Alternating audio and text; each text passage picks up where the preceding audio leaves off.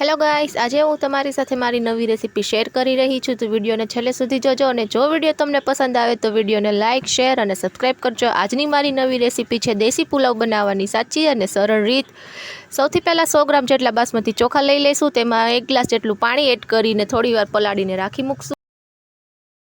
ત્યાર પછી એક ડુંગળી કાપેલી, એક ટમેટું કાપેલું, એક બટેટું અને એક મરચું કાપેલું લઈ લેશું।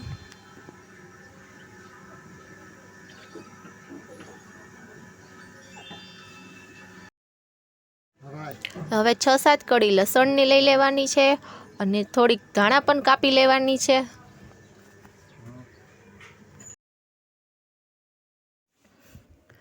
હવે ત્યાર પછી આપણે તેમાં લસણ એડ કરી દેવાનું છે। 1 ચમચી નમક એડ કરી દેવાનું છે।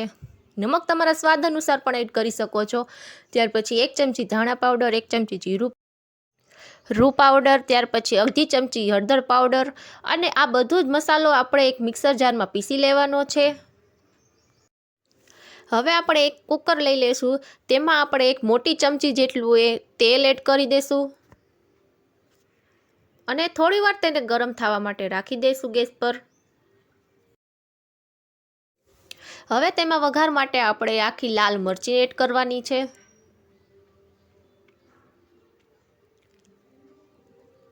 ત્યાર પછી જીરું એડ કરવાનું છે। જીરું થોડું ફૂટ્યા પછી રાઈ એડ કરવાની છે। એને પણ થોડી આપણે ફૂટવા દઈશું। ત્યાર પછી તમે તમારા સ્વાદ મુજબ તેમાં તમાલપત્ર પણ એડ કરી શકો છો, તજ પણ એડ કરી શકો છો। વઘારમાં તમે લીમડો પણ એડ કરી શકો છો, મીઠો લીમડો।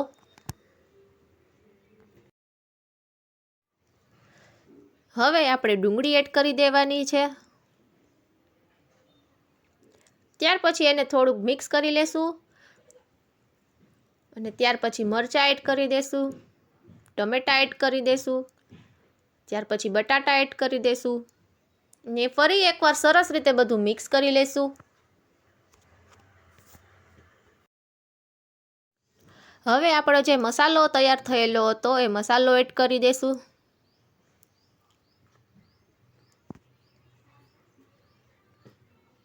પછી આપણે બધું સરસ રીતે મિક્સ કરી લેવાનું છે। હવે આપણે 1 ચમચી જેટલું આપણે લાલ કશ્મીરી મરચું પાવડર એડ કરવાનું છે। ત્યાર પછી અડધી ચમચી લાલ મરચું પાવડર એડ કરવાનું છે અને એને સરસ રીતે આપણે મિક્સ કરી લેવાનું છે। બધું મિક્સ કર્યા પછી આપણે થોડીવાર એને ધીમા ગેસ પર રાખવાનું છે અને ચમચો ફેરવતું રહેવાનું છે। પાણી જરા પણ એડ નથી કરવાનું।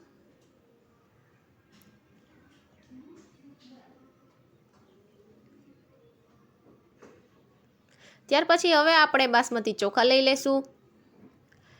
પલાળેલા ચોખા હતા, હવે એને આપણે સરસ રીતે 2 પાણીએથી વ્યવસ્થિત ધોઈ લેશું।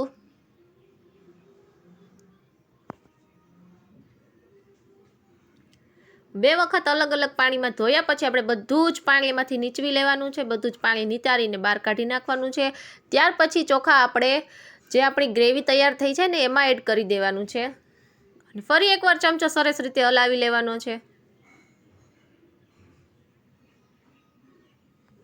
બધું સરસ રીતે મિક્સ થયા પછી આપણે થોડીવાર માટે એને ગેસ પર ધીમા તાપે રહેવા દેશું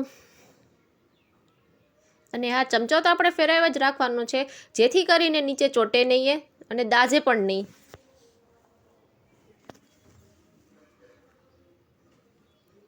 હવે આપણે એમાં પુલાવ મસાલો 1 ચમચી એડ કરી દઈશું અને ફરી એકવાર ચમચો સરસ રીતે હલાવી લેશું।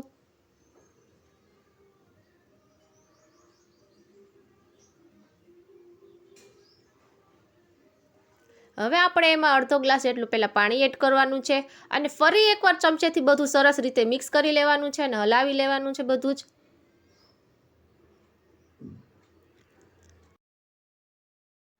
હવે 1 ગ્લાસ પાણી એડ કરીને થોડીવાર કુકર બંધ કરીને 3-4 સીટી પડવા દેવાની છે આપણે।